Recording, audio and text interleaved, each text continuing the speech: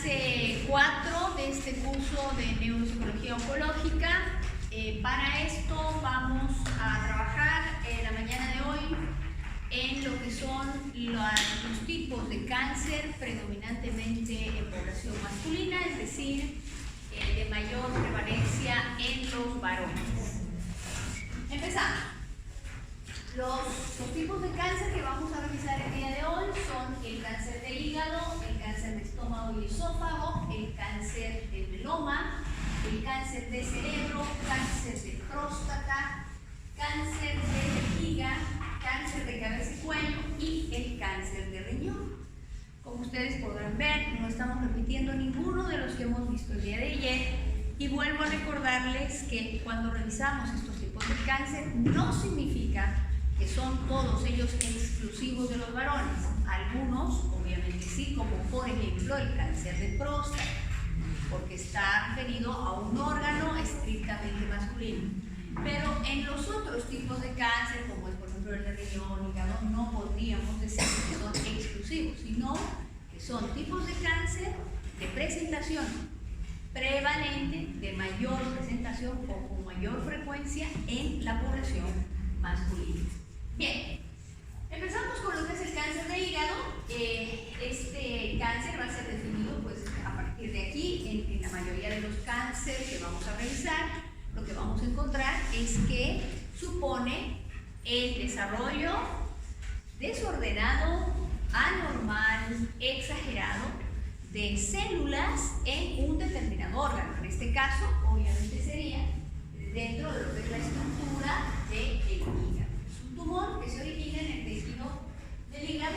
Tenemos una representación que nos muestra de qué manera es que estas tumoraciones se adhieren a este órgano que es el hígado. En cuanto a la sintomatología, lo que vamos a encontrar es que en este tipo de cáncer la persona va a experimentar fatiga y debilidad, hinchazón, que es como si uno estuviera edematizado, parte de este cuerpo están con volúmenes mayores de los actuales. Hay un dolor en el lado derecho del abdomen superior, en la espalda y el hombro, precisamente por la ubicación de este órgano. El órgano se encuentra en esta posición, por tanto la afectación no solamente se va a dar a nivel abdominal, en la parte superior, sino también en la parte de la espalda y también, por esa misma situación, el hombro, ¿no? Toda nuestra musculatura, señores, está organizada de tal manera que para hacer un movimiento, por ejemplo, como este, nosotros creeríamos que solo interviene, por ejemplo, el codo, el brazo y el antebrazo. Pero eso no es verdad. Para hacer un movimiento como este, hay una articulación mayor, que es la del hombro, cuya dependencia está en la musculatura, tanto delantera como trasera, de la espalda y el pecho. Entonces, tenemos que considerar que las afectaciones en órganos internos, en regiones específicas, no solo van a afectar al funcionamiento de ese órgano, sino que la sensación de dolor va a afectar a toda la región. Van a haber náuseas o vómitos, va a haber pérdida de apetito y peso, nuevamente, como decíamos el día de ayer, de manera injustificada.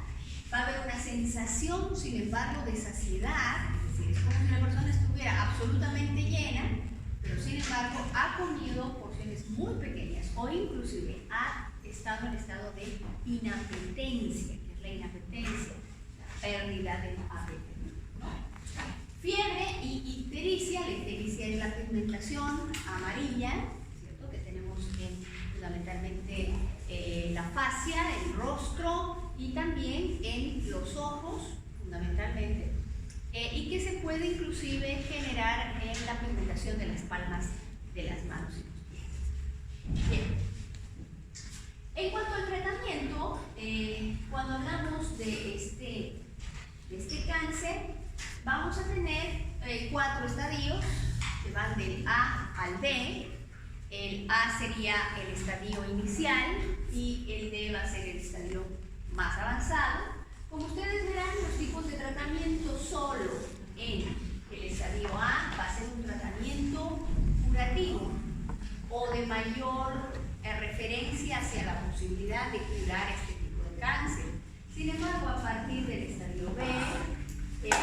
estamos hablando de tratamientos que comienzan a ser en alguna medida y en el momento en que se van acercando al estadio D, van a ser paliativos y con menor pronóstico de recuperación. En el estadio A, en el tratamiento curativo, uno de los tratamientos más importantes es la extirpación del tumor mediante obviamente una cirugía. Hasta hace poco más de 25 años atrás, pensar en la cirugía en torno a este órgano que era el hígado era un tema bastante delicado. Ustedes tal vez han debido escuchar que se decía que todos los órganos se podían trasplantar menos el hígado, ¿no? Había un conocimiento popular de que era un órgano del cual teníamos menores conocimientos y por tanto los procedimientos quirúrgicos eran mucho más delicados. No estamos hablando de la extirpación del hígado, sino estamos hablando de la extirpación del tumor que se ha alojado sobre el órgano que se llama hígado. En segunda instancia, dentro de estos tratamientos estaría el trasplante del hígado, que sí ya es un tipo de cirugía que hoy en día se practica, en la cual se retira evidentemente este órgano y se sustituye por otro órgano que si el cáncer no estuviera irradiado, si el cáncer se mantuviera encapsulado, que es lo que explicamos el día de ayer, sería un procedimiento aconsejable si no hubiesen migrado las células cancerígenas. Esto es bien importante. Cuando hablamos de migración de células cancerígenas, estamos hablando de que si bien este crecimiento o esta multiplicación, esta división de las células de manera desordenada, exagerada y sin sentido, se da en una determinada región, lastimosamente, no en todos los casos se mantiene en la región. En muchísimas oportunidades, las células, así como un proceso migratorio de nuestro país, vamos a hacer rapidito. ¿De dónde es usted? Beni. ¿De dónde es usted? Sucre. ¿De dónde es usted? Atrás. ¿Dónde? Santa Cruz. ¿Usted? La Paz. O sea, he mencionado 5 personas y las 5 me han dicho distintas ciudades, ¿correcto? Esto es un proceso migratorio. Santa Cruz cobija a gente de muchas partes del país y eso se llama proceso migratorio. En estas células ocurre exactamente lo mismo. Estas células van buscando otro territorio. Este es el problema. Entonces, para que este procedimiento de extirpación del órgano sea lo aconsejable hacer, tendríamos que estar primero seguros de que el tipo de tumoración que se ha albergado en este órgano no ha permitido la migración de células, sino que ha sido encapsulado. Y tenemos lo que es el método de ablación local. Me he permitido poner en el dibujito precisamente en qué consiste este método de ablación local. No está mal escrito, no le falta la H, no es un error ortográfico, es así como se llama ese método. Y no supone que están hablando nadie con nadie. Supone, el nombre es ablación local, pero supone, y vamos a hacer la analogía para tratar de recordarlo, supone en que se utilizan 2 elementos. En este caso, como ustedes pueden ver, tenemos aquí un dispositivo que permite el registro por fuera, ¿sí? Entonces, no es que estamos tocando el hígado, aquí habría la piel, la musculatura y todo encima, pero solamente para que ustedes entiendan, se utiliza un aparato que va a ser la contraparte de este otro elemento, que es el que sí se introduce en el hígado. Entonces, es como si tuviéramos un imán aquí, ¿no?, que nos ayuda a jalar la aguja, por decirlo de alguna manera. Entonces tenemos un aparato por fuera y ahí sí una función hacia, en este caso, el tumor específico que se hubiera encontrado. En el estadio B, los tratamientos más recomendados, en este caso es la quimioembolización arterial, que se abrevia como TACE y que supone, también en el dibujito lo tenemos representado,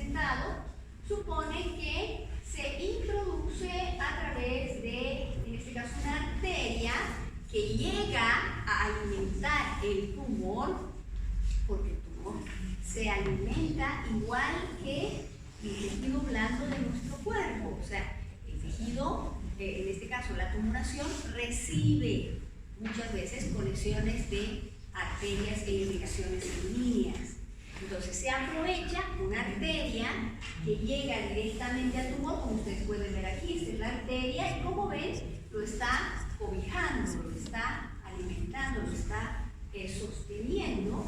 Se introduce aquí un agente que permite que intentemos precisamente ir reduciendo el volumen o impedir que esta tumoración continúe creciendo.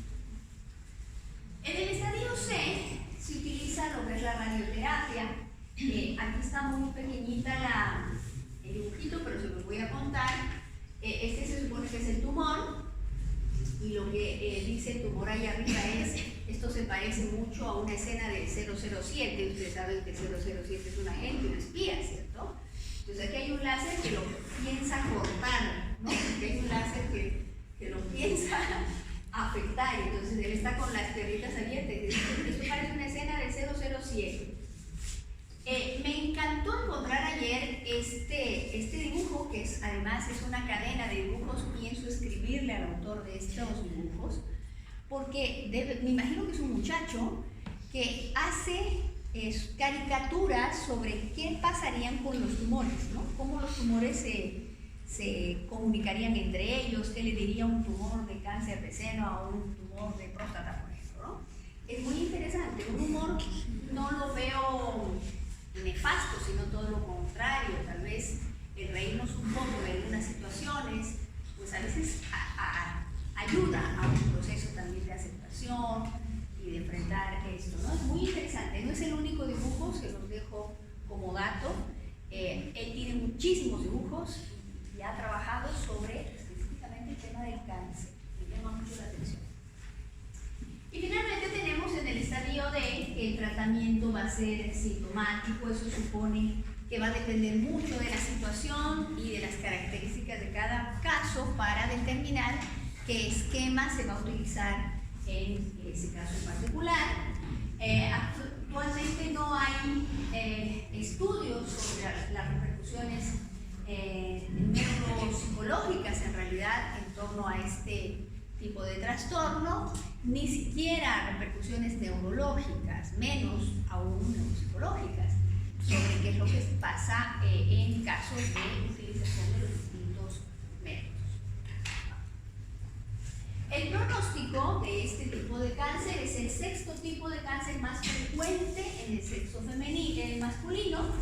Ustedes tienen aquí un procedimiento de sobrevivencia después de 5 años de diagnosticado este tipo de cáncer del 18,4%, lo que supone que sí estamos hablando de un cáncer cuyo pronóstico no suele ser muy alentador, ¿no? O sea, el 18% de sobrevivencia supone que entonces como 82% fallece ya al llegar a los 5 años, ¿no? Entonces esto es sí, no muy buena noticia. En el cáncer de estómago y esófago, mismo concepto de la vez anterior, estamos hablando entonces de un cáncer que toma, por un lado, el estómago, alguna región o parte del estómago, o toma una región del esófago, ¿no? En estas dos partes del cuerpo. Vamos. Los síntomas más frecuentes de este tipo de cáncer van a ser las náuseas y vómito, la debilidad por anemia, va a haber una molestia o disconfort abdominal, va a haber una pérdida de apetito y peso, va a poder experimentar esta persona, por un lado, disfagia, que son más frecuentes, y también van a tener depuraciones nugrescas, que supone que las evacuaciones van a tener una coloración oscura.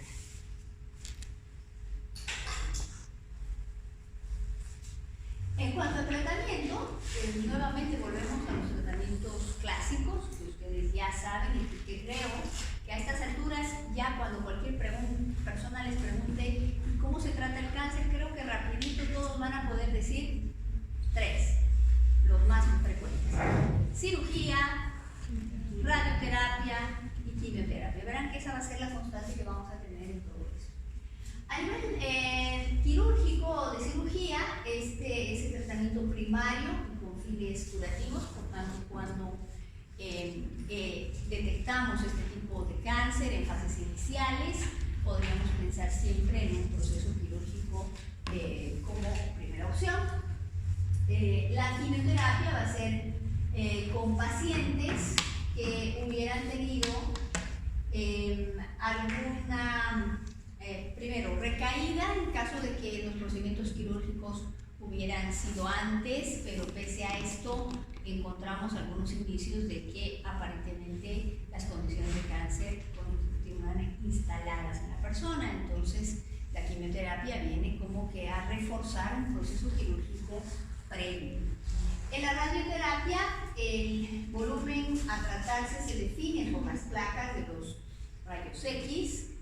Debe protegerse evidentemente órganos internos como por ejemplo los riñones, precisamente por su proximidad, para evitar que la radioterapia, en ese afectar a esa región en la que queremos minimizar el tamaño, el aspecto y obviamente las consecuencias de este tumor, afecte en su irradiación al resto de órganos.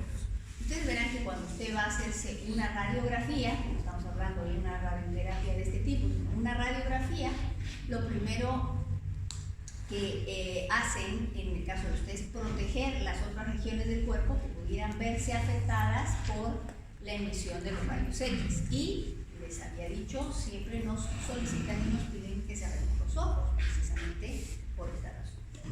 En la fase posterior al tratamiento, el paciente puede llegar a experimentar algo que ya es de dominio en realidad psicológico, como es la angustia, problemas para dormir, depresión, efectos habituales como trastornos de memoria y dificultad para concentrarse. Esto ya ha sido descrito en 2014.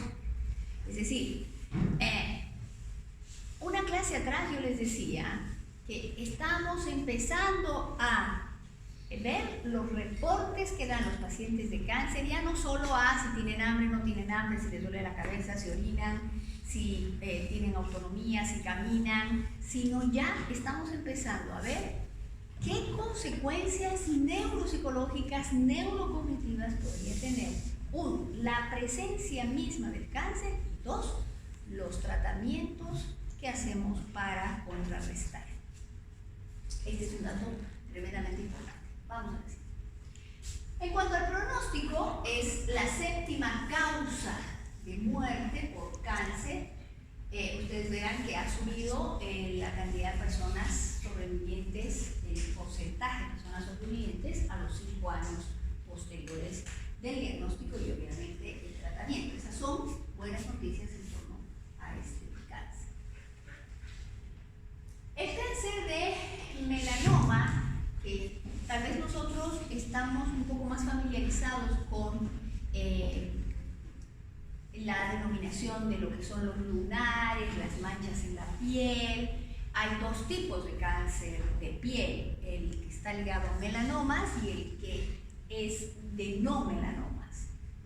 Este es el cáncer de piel de melanomas, que van a suponer estas pigmentaciones, estas erupciones, estos volúmenes que se dan, vuelvo a repetir, lo dije la segunda clase, no solamente en la piel externa, sino también en la piel que puede recubrir órganos vitales del ser humano. Aquí vamos a tener, entonces, como definición, que esto va a estar situado en las capas basales de la piel y que uno de los nombres tal vez más populares es el cáncer de piel, aunque les explico que nos estamos refiriendo al cáncer de piel del tipo melanoma, no a todo el cáncer de piel. Los tipos más frecuentes en esta forma del cáncer son los tumores derivados de la epidermis, que vendrían a ser los de la piel externa, y lo que son los melanomas malignos. Para ver la sintomatología, pienso que los síntomas los vamos a poder entender mejor si los describimos, pero además los comparamos. ¿Para qué? horas les hubiera dicho histeria, pero como el término ya ha sido rebatido, entonces para no entrar en crisis, diremos ahora, ¿sí? Porque si no, todos los que tienen pigmentaciones de este tipo, todos los que tienen erupciones en la piel van a decir, yo tengo cáncer. No, no es así. Hay características muy importantes que nos ayudan a diferenciar estos melanomas que podrían ser benignos de lo que son los malignos. En primer lugar, porque esto corresponde a una definición de A, B, C, D, E, que nos ayuda a recordar como en el abecedario las primeras 5 letras, pero que tienen un contexto que nos permite diferenciar lo que es una tumoración por encima de la piel de tipo tumoral y la que no es tumoral. La A va a representar la simetría. En el caso de los lunares o las manchas o cualquier tipo de masa por encima de la piel, en el caso de que sean benignos van a ser redondos y simétricos, es decir, que van a tener, y eso ya nos va a la segunda parte, van a tener bordes regulares. Fíjense ustedes aquí que tienen la imagen casi de una es esférico, alargado y esférico, en contraposición a esto que es como que un dibujo con cualquier forma, ¿verdad? Pero además los bordes son regulares, pareciera tener una línea que los redondea, mientras que en los cancerígenos encontramos que estos bordes son irregulares. En cuanto a lo que es la coloración, el color en los melanomas son de color no es un color homogéneo, es decir, que no es el mismo color en toda la extensión de esa superficie, sino que hay lugares en los que es más oscuro, más claro, como ustedes pueden ver, mientras que en el lunar o en esta pigmentación de la piel benigna tenemos color marrón claro o oscuro, pero es siempre homogéneo. El color se mantiene regular, mientras que aquí es absolutamente irregular. En cuanto al diámetro, vamos a encontrar que para que sea benigno, el diámetro va a ser inferior a los 6 milímetros, mientras que para que sea maligno, el diámetro va a ser superior a los 6 milímetros. Entonces, no es tan fácil como yo tengo un lunar y mientras más grande, más lindo. No necesariamente. Cuando el lunar tiene una dimensión, un tamaño mayor a 6 milímetros, debemos hacernos revisar. Y finalmente estaría el tema de la evolución. Cuando hablamos de la evolución, vamos a decir que en el caso de los tumores benignos, la evolución es más corta, mientras que en los tumores malignos o en estas pigmentaciones malignas, en los melanomas, esto es más lento y más progresivo. Bien. Los tratamientos. Vamos a tener 5 tratamientos habituales en este caso. Como siempre, encontramos la cirugía para extraer ganglios linfáticos afectados.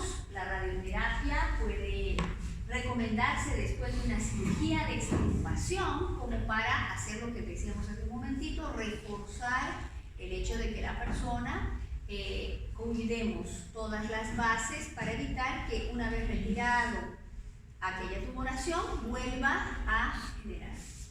En la quimioterapia se puede administrar por vía intravenosa o en forma de píldoras o ambas formas de administración química.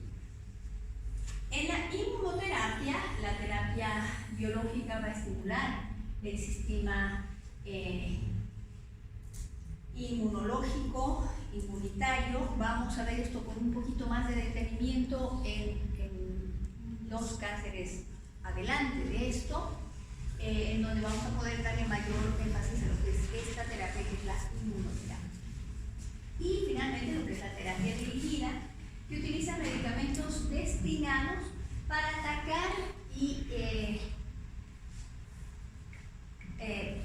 creo que no hay mejor palabra que la de atacar, para atacar el el hecho de que es vulnerable una zona específica, y entonces tratamos de sacar ventaja de esa vulnerabilidad a través de un tratamiento muy específico para atacar esa zona. En el pronóstico, verán ustedes que este tipo de cáncer va a ser un porcentaje de sobrevivencia del 92,2%, por tanto, en Latinoamérica ocupa el 11º lugar de frecuencia, está bajo, tenemos muy buena expectativa de vida. Miren todos los que siguen vivos 5 años después, frente a lo que teníamos en primero, con solo 18%. Bien. Entramos ahora a lo que es el cáncer de cerebro. Horrible lo que voy a decir, pero es el cáncer que a mí más me llama la atención, porque obviamente supone para nosotros, tanto los psicólogos como los que son neuropsicólogos, el tipo de cáncer sobre el cual se puede trabajar de manera mucho más directa. Van a ver ustedes que todo lo que yo les voy a mostrar de este cáncer es en el que encontramos más elementos de los que nosotros como psicólogos o los neuropsicólogos pueden manejar. Este tipo de cáncer es un conjunto de células anormales que crecen, ya sabemos, de manera desordenada, rápida y sin sentido, en el cerebro o alrededor de él, y que destruyen directamente las células sanas del cerebro.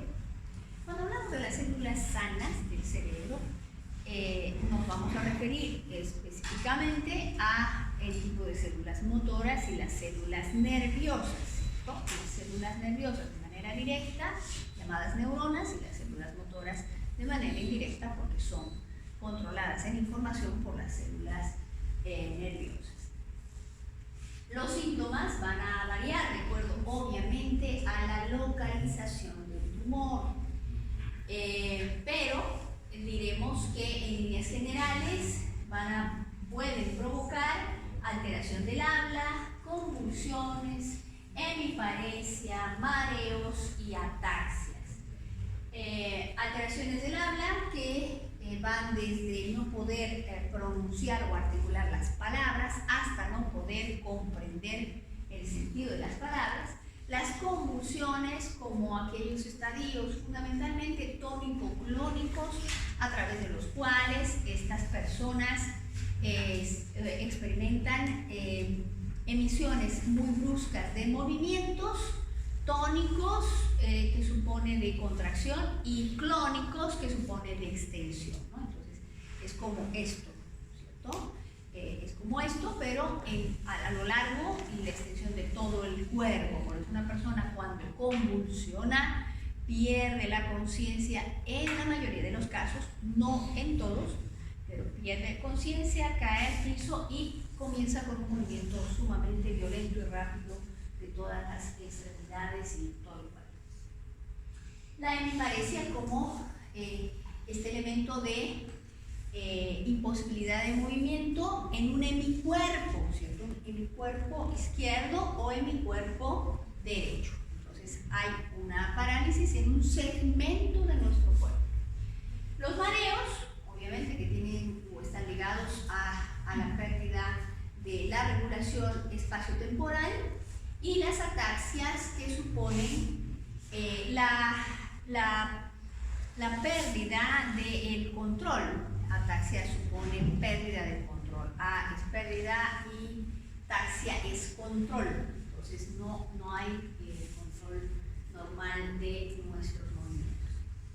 Síntomas comunes como consecuencia de la presión intracraneal. La presión intracraneal es precisamente cómo a nivel de lo que es niveles de circulación y oxigenación de nuestro cerebro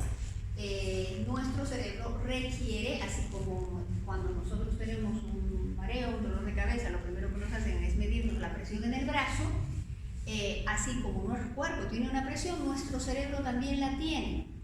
Y entonces se generan grandes problemas cuando la presión del cerebro es la alterada.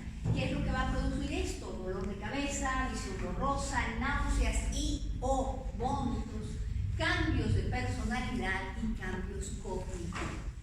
Fíjense que aquí nosotros tenemos pues como que una mina de oro para explotar en torno a lo que es el conocimiento de este tipo de cáncer. Los efectos neuropsicológicos van a ser las agnosias, pérdida de capacidad para percibir, las apraxias, pérdida de la capacidad para el movimiento, las amnesias, olvidos patológicos, daños en el lenguaje, desde las formas de hablar hasta la comprensión del lenguaje, funciones ejecutivas, lo que regula nuestra toma de decisión, nuestro pensamiento flexible y lo que es la memoria, ¿no? La memoria como una de las estructuras y a veces de los procesos más importantes para hacer todo. Me doy cuenta que este curso ha tenido problemas de memoria. Yo recuerdo haber dicho ayer algo que yo veo que ahora no se cumple, ¿cierto? Entonces, si nos pasa a nosotros que no estamos bajo tratamiento ni quimioterapia, ni radioterapia, ni cirugía, imagínense que supone alteraciones de memoria en estas personas que tienen métodos invasivos.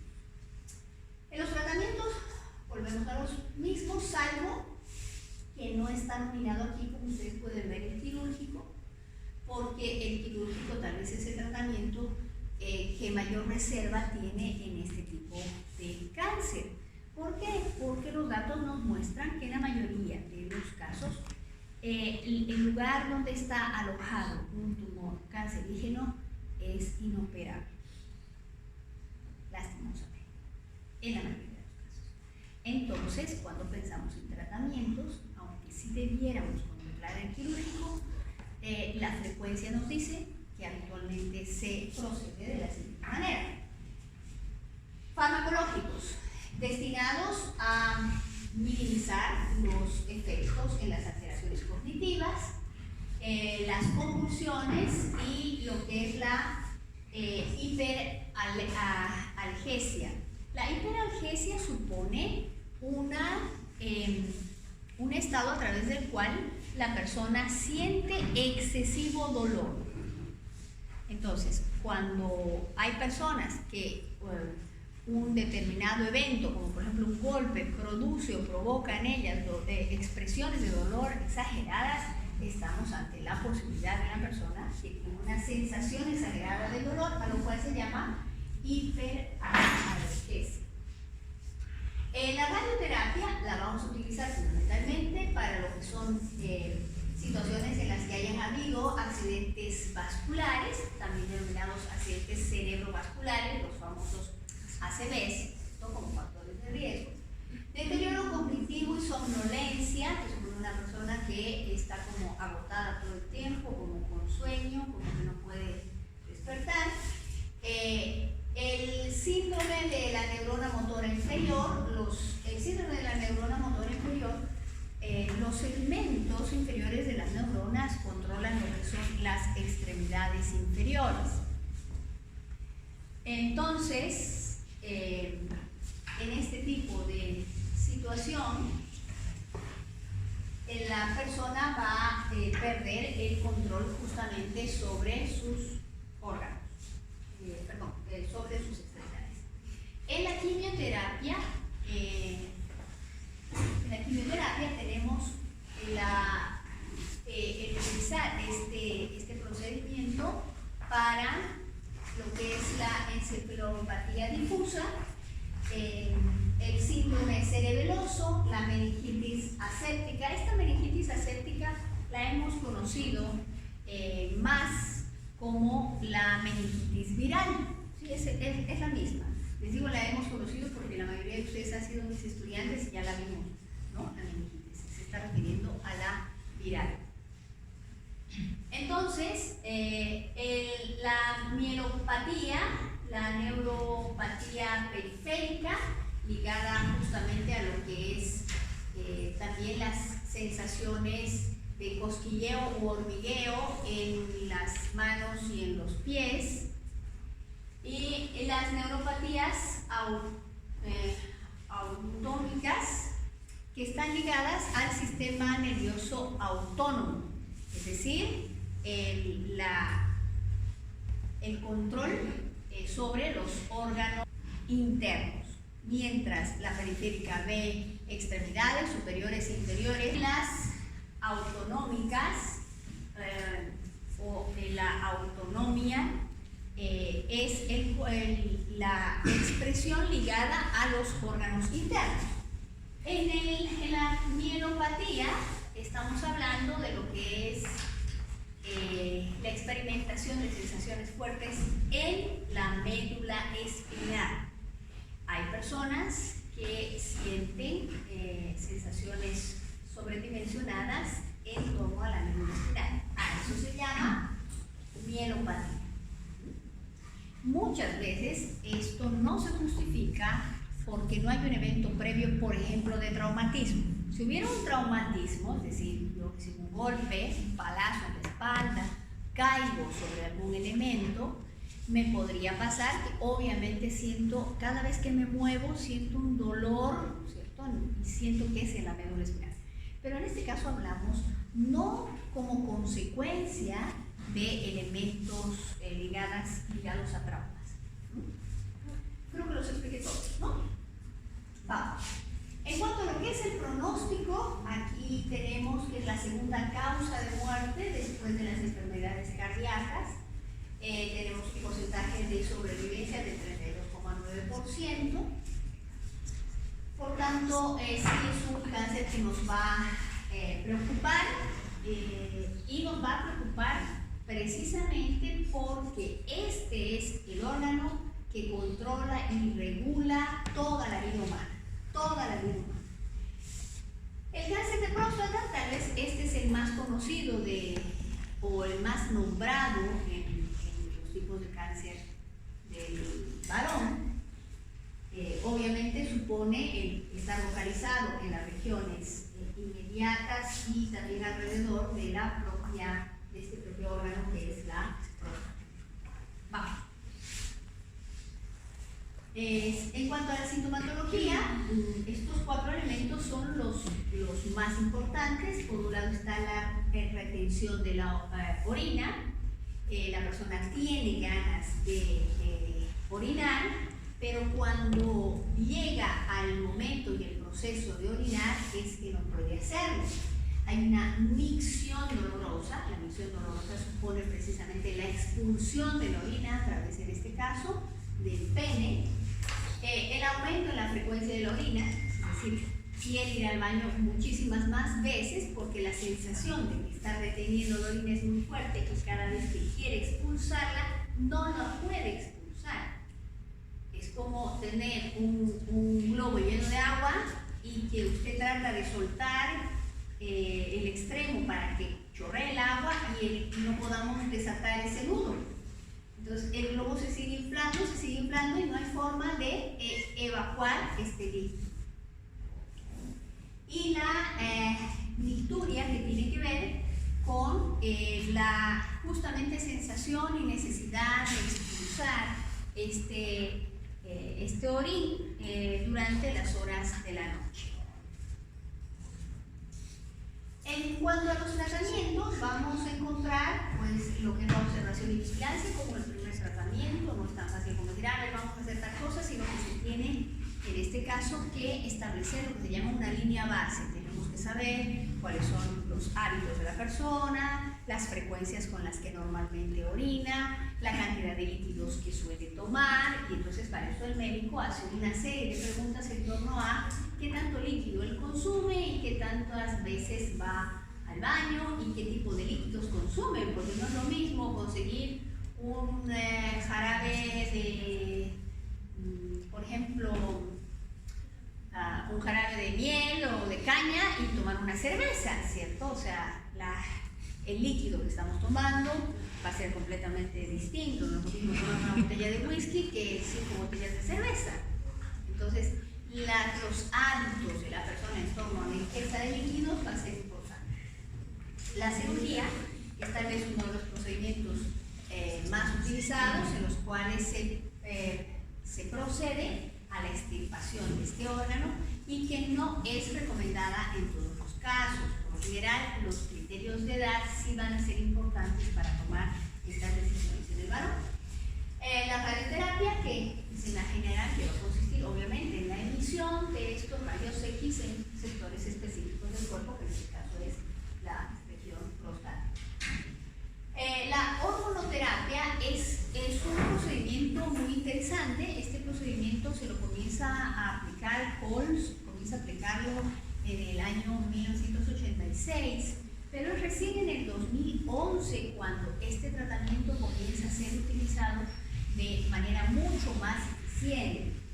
Cuando él lo describe a finales de 1980, se lo utilizó para intentar lograr que las hormonas fueran un agente de cuidado de ciertas regiones, en este caso del cuerpo y de los órganos masculinos. ¿Qué suponía y qué supone ahora, pero de manera mucho más controlada, esta hormonoterapia a partir del 2011? El que se puedan hacer bloqueos en lo que es la producción de la testosterona.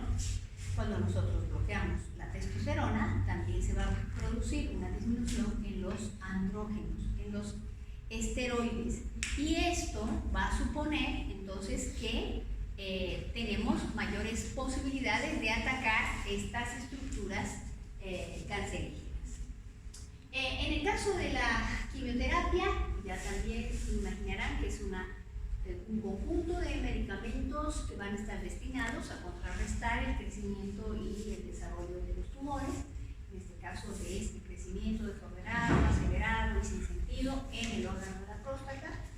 Y la inmunoterapia, que es a la que nos vamos a referir un poquito, dentro de lo que es la inmunoterapia, se descubre más o menos por el 1946 un procedimiento que tiene que ver con el poder lograr que el propio cuerpo se defienda a través de su propio sistema inmunológico. ¿Qué es lo que ocurre en nuestro sistema inmunológico normalmente? Cuando nosotros tenemos una infección, nuestro organismo responde en defensa a esa infección.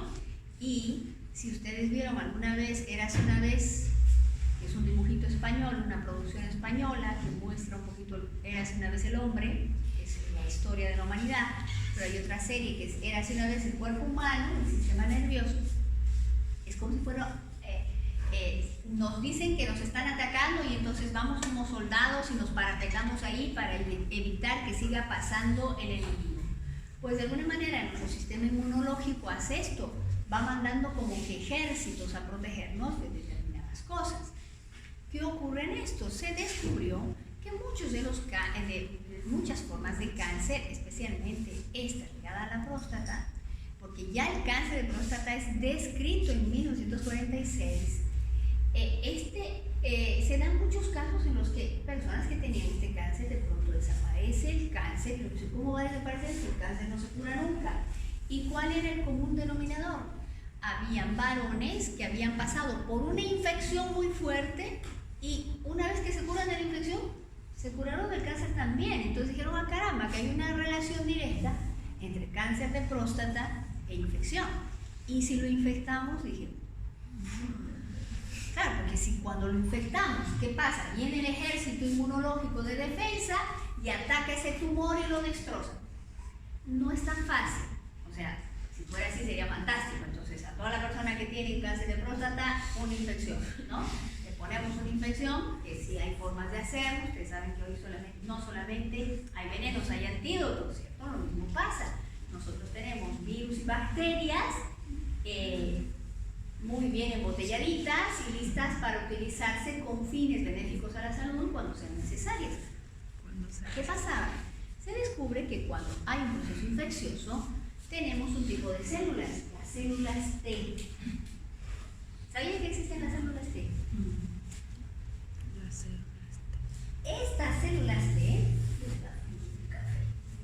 Estas células T, hagan de cuenta que es el grupo alfa, ¿no? Son los Rangers, ¿cierto? Es un tipo de célula que ataca y defiende el organismo de manera tenaz. No le han puesto T por eso, yo no me estoy diciendo ahorita. Eso no dice en ninguna parte, por si acaso. Digan, es así, no es así. Estoy solamente diciendo, defiende de manera tenaz. ¿Cuál es el problema? Que cuando defendemos de manera tenaz algo, lastimosamente cae todo el mundo. Es decir, en ese momento los grupos de avanzada, los que les interesa un poco el tema de historia y han revisado guerras y todo esto, verán que los grupos de mayor élite son grupos que lastimosamente tienen el instructivo tirar a matar. O sea, qué lástima. O sea, uno de nosotros levantó la cabeza, lo sentimos, pero ahí es un poquito la ley casi maquiavélica. El fin justifica los medios. Entonces, ¿cuál es el problema? Que si nosotros hacemos esto, si bien la posibilidad, si bien la posibilidad de que estas células ataquen el cáncer es muy alta, también pueden atacar el resto. Entonces el riesgo era muy alto. Hoy en día ya hay un control en torno a poder utilizar tratamientos farmacológicos que logran una liberación específica de células T para que ataquen y acaben con un determinado tumor. No se puede utilizar esto de manera indiscriminada. Por eso, no es que yo quiero que me liberen mis células T. No es tan fácil como hacer eso. O sea, yo quiero dejar muy claro, y no porque en nuestro curso hayan profesionales de la medicina, sino porque debemos ser respetuosos, que la temática del cáncer es diagnosticada y tratada por un médico oncólogo. De ninguna manera el trabajo nuestro va a reemplazar o va a competir con el trabajo oncológico. De ninguna manera. El trabajo del psicólogo va a acompañar, va a facilitar, puede mediar, puede intervenir y lograr un mayor éxito del tratamiento oncológico. Esto quiero que nos quede supremamente claro. Los efectos secundarios después de estos tratamientos pueden ocasionar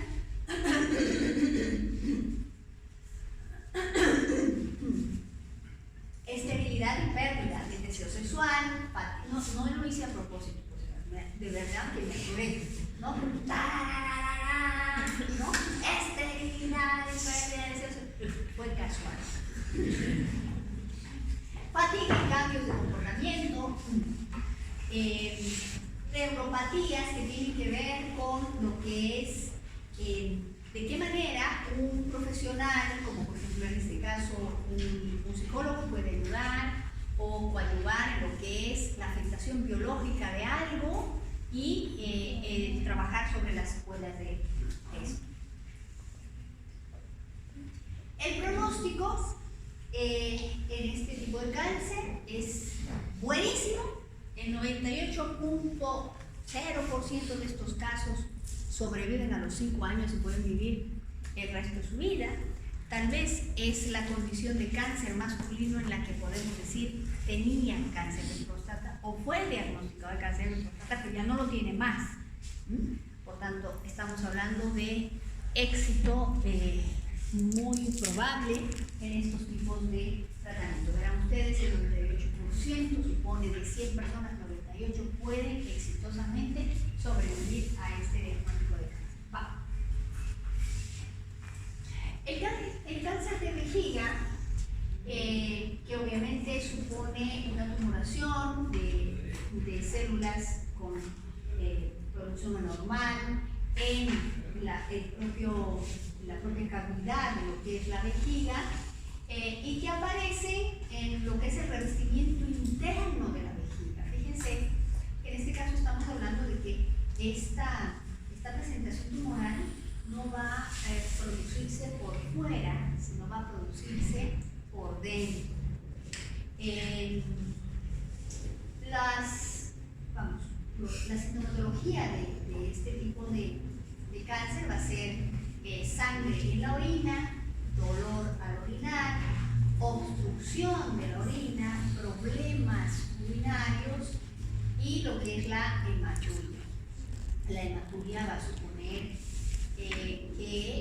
la eliminación de líquidos, y en este caso líquidos del cuerpo. Van a haber restos o rastros precisamente de sangre que nos pueden hacer de pensar no solamente en que se ha producido algún tipo de lesión o herida en el propio órgano, sino podría estar por dentro. Los tratamientos que tenemos van a estar en función a los estadios. Tenemos el estadio que va desde el 0A hasta lo que es el estadio 4.